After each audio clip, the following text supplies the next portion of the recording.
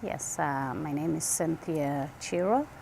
I'm actually originally from Zambia, which is in the southern part of Africa.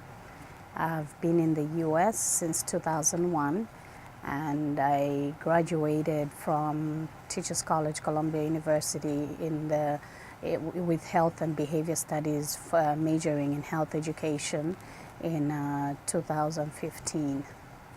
Right now, my focus really, I do a lot of volunteer and community work. I'm part of the Tuberculosis Trials Consortium.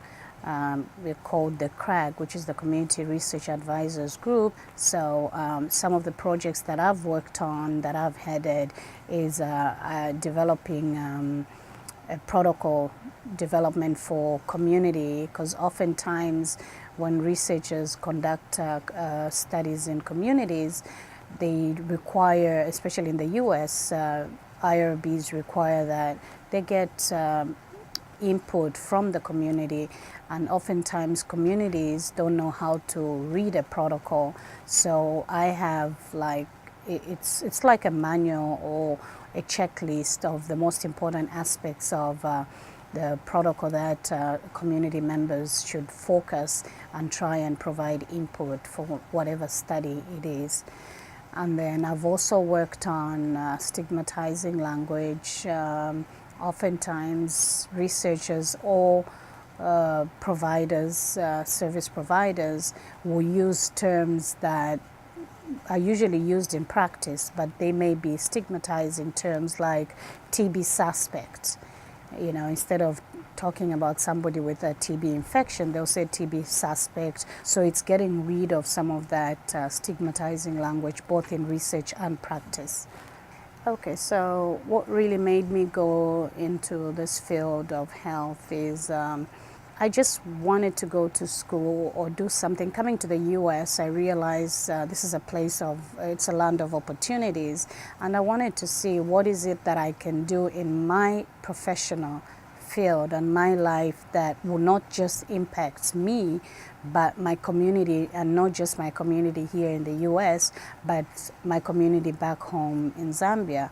And as you know, Zambia is in the Sub-Sahara, and we have, you know, some of the highest incidence of HIV-AIDS and TB. So I went into that field because I wanted to make sure that one day if I do go back home, at least I can be able to give back to my community.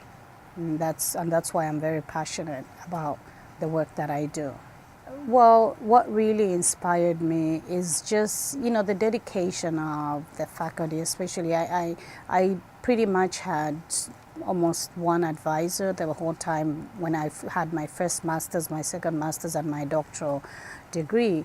And just the amount of effort and the dedication that my advisor invested in me, it was really a one-on-one experience, and it didn't matter what time of the night that I contacted her. Even when I was just like, okay, I need to email this question to her or email this, hoping she'll do it the next day, within an hour or so I'll see her respond, even if it's late at night.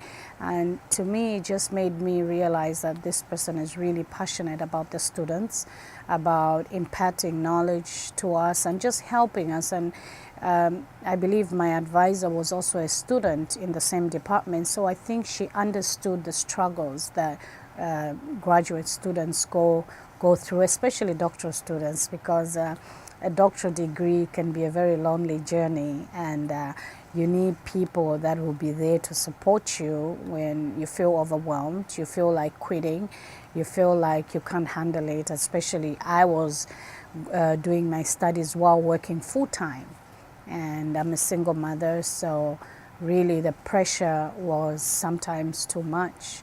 But just to have that support from your advisor, from your peers, from the department, made a whole lot of a difference.